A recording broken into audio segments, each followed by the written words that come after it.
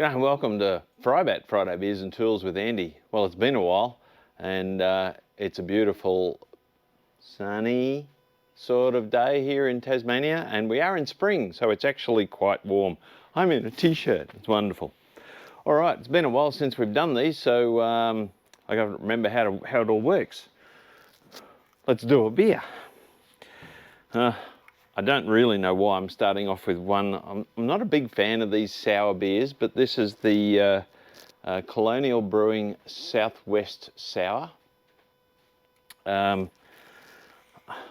only been a couple of sour beers that I've actually liked previously, so I'm not sure why I'm starting with this. I guess I had it in the fridge and it's one I haven't tried before, so let's give it a go. Happy Friday. That's not bad. What have they got to say about it? Colonial Southwest Sour is a warm weather seasonal beer brewed in Margaret River in Western Australia's southwest.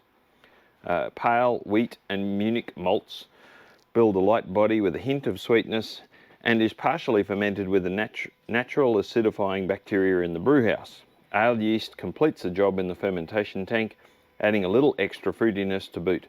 Hops from both hemispheres provide a vibrant tropical aroma, but with low bitterness to keep this golden sour light and refreshing. Well, it is actually. I'm probably glad I didn't try this in the colder months. My good mates on the mainland in Australia will tell me that it's all cold months in Tasmania, but that's not true. We're having 20 degrees today, so no. Back to the beer. It's actually, I know I've reviewed quite a few sour beers before and haven't really liked them, but that's actually not bad. It is light and refreshing. It is 4.6% alcohol, so it's not a light beer, that's for sure. That's 1.4 standard drinks in a can. It's quite drinkable. I would probably think that would be a great one. God, how many times have I said this? After mowing the lawn, very refreshing, or even down the beach. Not a lot of beach weather in Tasmania, I have to admit. Look, it's not a huge fan of sour beers, but that's actually quite drinkable and quite refreshing. So on my, what do I do for beers? Oh, tool scale, that's right. On my spanner scale for beers, that would be a solid 3.5, 4, 3.5. 3.5 spanners out of 5. Not bad, worth a try. All right, sharp-sighted viewers will also notice that I'm on location in my shed and probably will do these sort of segments from here on now. I'll also show you some of the projects that are on the go. Not a real lot of uploading at the moment, and I'm not exactly sure why. I've lost a little bit of momentum with regard to YouTube. I'm going to stick with it, and hopefully with your support, and please subscribe. 90-something% of my viewers aren't subscribers. It doesn't cost you anything. Subscribe, it helps me out heaps, and it probably will motivate me a lot if I start seeing a tick up in subscribers. If you like my content. If you don't, well, thanks for coming. So I'm going to review a tool. I've actually got a little pile of tools that I've bought over the last few months that, because I haven't been doing my usual Friday Frybats, due to the massive Tassie to the Tip Cape trip. But now we'll get back into a bit more swing of things, and I'll mix it up with Frybats and other content in the shed. All right, this week, those who know me and have been watching for a while will know that I've got a penchant for Knipex tools. Yes, it is pronounced Knipex. And this week we have the Knipex 0301 200, and the 200 indicates that they are 200 millimeters long. They are standard sort of pliers. The one thing I have noticed about Knipex pliers, and I'm not sure whether it's just this style of one, they're actually fairly narrow in the head. Other standard sort of pliers, I guess you'd say, that I've seen are probably a quarter wider, a quarter to a third even.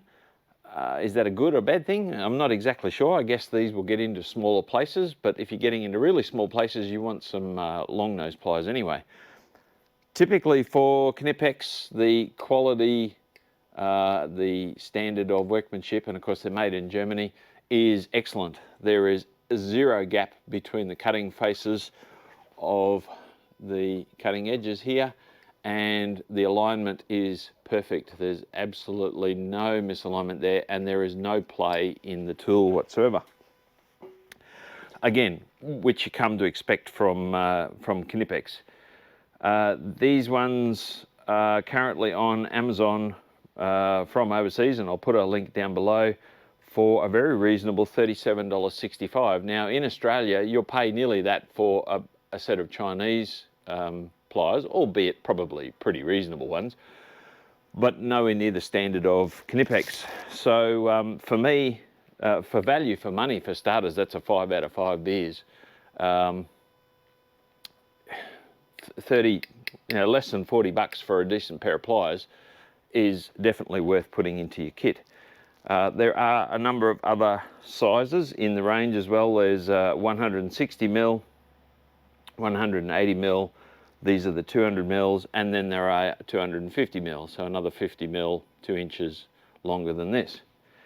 And I'll put their respective prices, although it's a bit up and down, it's a bit weird on Amazon at the moment. The 160 and the 180s are actually dearer than the 200s, but anyway, that's a bit weird. So these are the best value for money at $37.65 delivered. Right, functionality. Look, everything tells me they have an excellent, and it's pretty hard to show you, an excellent machined gripping surface, both the flat and the slightly rounded bit. The cutting edge is always nice on the Knipex tools. They're not cutters, they're pliers. However, handy having a cutting edge on pliers. So that's a big plus. Most pliers do, of course, but their primary design is pliers, not cutters. If you want to cut something, use side cutters. However, these will do the job. So for functionality, it's 5 out of 5 for me. It's simple. They don't have the comfort grip. This is just the standard plastic dip type grip, and that's okay. I don't think there's a comfort grip version. I'm not sure. I haven't seen a set. The comfort grip is nice, but whether or not it's worth extra money, yeah, depends. If it's only a little bit extra, then comfort grip is nice. So that's my review of the Knipex, the 0301-200. Recommended, 100%. I'll put a link in the description below for you to buy them from Amazon. As I said, I'm on location in the shed, so let's have a look and see what's going on in the shed. For starters, I've got 2 dogs with me, as you've been introduced to before. There's Maverick, of course, you know Maverick, and Jules. Hello, Jules. But on sitting over Jules at the moment is Marilyn. And not because anything's wrong with Marilyn, it's just that she hasn't had any love for a long, long time. And so she's getting a full undercarriage clean and detail. My son's wedding is coming up very soon, and Marilyn is going to be one of the wedding cars. Also done a service to the diff, and that has a very special non-standard centre in it called a KAZ, K-A-Z-Z centre in it. So it has to have special fluid. Of course, the whole car is going to be detailed on the outside. And also done a gearbox service and clean. Everything on the underside is going to get cleaned and detailed. The stainless exhaust is going to get a clean and probably a paint just to tidy it up. And of course, everything else is going to get looked at. Plus, she's due for a bit of love. It's she's only got 70,000 kilometres on her. It hasn't done a lot of kilometres, but she's in need of a few little things like idlers, pulleys, new water pump, things like that. Just basic preventative type stuff, just due to her age more than her kilometres and the fact that it was driven on weekends on a racetrack and in her previous life. So, yeah, what else is happening in the shed? The mower's been serviced, ready for spring, because spring has definitely sprung in Tasmania. Still got to do a bit more tidying over here to make this more useful. My welding tables are pretty much set up, although I want to bring them up to the level of the big bench beside it, because I'm going to be building some gates for the front of the property very soon. It's so nice having organisation and stuff up and on the racks and out of the road. That's the new bumper bar for Sally. Can't remember whether I showed you that before. And yeah, so that's pretty much what's going on in the shed. Anyway, that's it for this week. I hope you've enjoyed that. Please like, share and subscribe as per usual. And like I said, if you're one of the 90-something% of my viewers that isn't subscribed, please subscribe to my channel. It helps out the channel heaps. It'll help motivate me to continue bringing out content for you. And yeah, that'd be great if you could. Anyway, see you next week.